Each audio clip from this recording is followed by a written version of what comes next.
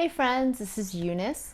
Thank you for joining me today. Today I wanted to talk about another type of dream that I believe the Lord gives us, which is I would call a restoring the relationship type dream or a reconciliation dream. So I just want to share from Genesis chapter 31, verse 22. On the third day, Laban was told that Jacob had fled. Taking his relatives with him, he pursued Jacob for 7 days and caught up with him in the hill country of Gilead. Then God came to Laban the Aramean in a dream at night and said to him, "Be careful not to say anything to Jacob, either good or bad." Now, why I call this type of dream restoring the relationship or reconciliation dream is there are times in life where I believe that, like, if we've had a conflict or a fight with someone or a disagreement, that, it could put a rift in the relationship. And I believe in those times that the Lord has been faithful to show me if I'm harboring unforgiveness or if I need to restore that relationship and have a reconciliation talk with that person. And so sometimes the Lord speaks to me honestly in that type of dream.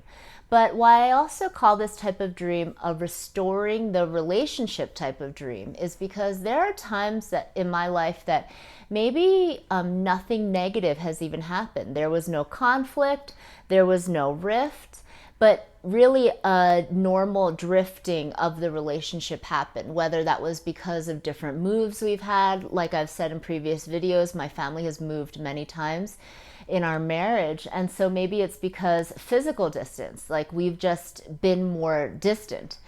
And so I think that it's really interesting though, when the Lord gives that type of dream, I think maybe it's because that person could use some encouragement in their life, or the Lord wants to restore that relationship for a reason. And so I just want to encourage everyone listening to really tune into what the Lord is trying to say. And if He is encouraging you to restore that relationship, to move forward and do that. Because I know that sometimes it feels awkward because there's been enough distance, even though there was no conflict or rift. But really, I think that as we're faithful in stewarding our dreams, as we're faithful in obeying the different things the Lord is speaking to us, that He will give us more. And so I just wanted to share that in the context. Okay, so for Jacob and Laban, though, I will say this is more of a reconciliation type of dream. Because in reality, so this says that Laban was pursuing Jacob for 7 days. And in those 7 days, I bet he was getting angrier and angrier and was probably going to be very confrontational when he comes to Jacob, when he finally caught up to him. But I love how the Lord gave him this dream to pull back and to check his heart and to check his mouth because the Lord was for Jacob. And so the Lord was really just cautioning Laban, hey, come at him. Don't say anything good or bad. And I just love how the Lord is for us. Like, He is speaking to us. He is wanting to speak to His people. And so I love that because Laban had that warning dream, he probably came in way more gently into that confrontation with Jacob than he would have from the beginning of the 7 days. And so I just love how the Lord does that. And so I just wanted to share an example of this type of dream in my life. Now, I'm not sharing about a relational rift or a conflict or a fight, but I'm just more referencing to a drifting of a friendship because of a distance. And so when we were living overseas, I remember the Lord gave me like 2 dreams about this family that we, in our early 20s, we were closer to, but because of all the different moves that our different families had, we had like completely lost touch. And so it had probably been like 13 years from when we had talked to them, but the Lord gave me a dream and He wanted me to reach out to them and just encourage their hearts in the Lord. And so I remember when I had the first dream, I was very reluctant. And I was like, Lord, really, like, I've been asking you for dreams, but like, this feels so awkward. I haven't talked to them in so many years. But the Lord gave me a second dream, and I knew that he really wanted me to reach out to this couple.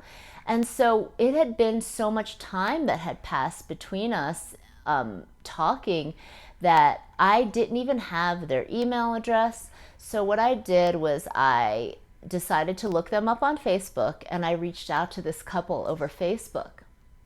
And so I remember after sending my message, I was just like, okay, Lord, I obeyed, you know, that's now it's in your hands. And after like a couple weeks and then like a month had passed, you know how like on Facebook you could see that notification if the person has read the message or not? I could tell they had not read my message. So one night I just go to bed, and in the night I had a dream. And in the dream was that couple again. And the Lord said to me in that dream, Eunice, you need to email them. They don't check Facebook. Now I was like, okay, Lord, when I woke up, I was so annoyed because I'm like, Lord, you control everything.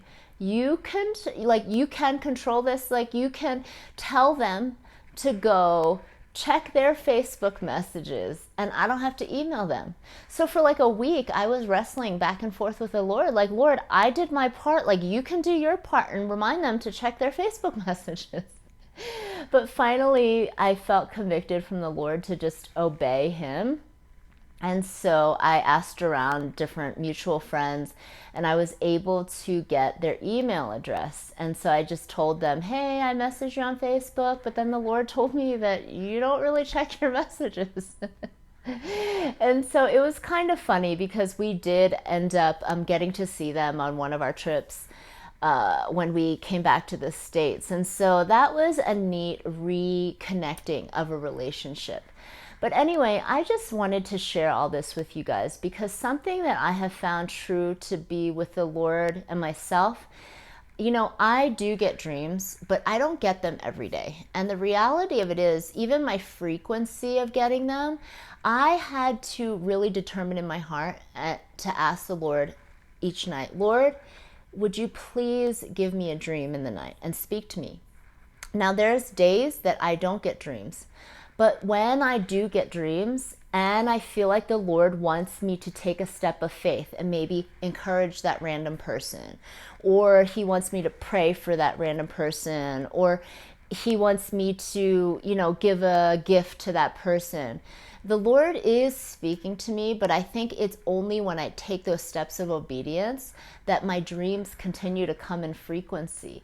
Because the reality of it is, it's like if he's speaking to me every night and I'm just getting these random dreams, but I'm not actually stewarding them, I just feel like the lack of faithfulness causes also a lack of me just continuing to hear from him.